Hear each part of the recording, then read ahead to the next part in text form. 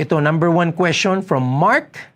Okay, this is great. I'm a call center agent earning 25,000 a month. Currently, wala po akong investment.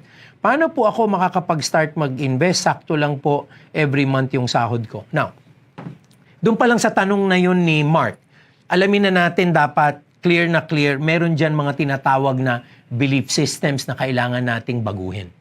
Number one, sakto lang po ang sahod ko. Okay?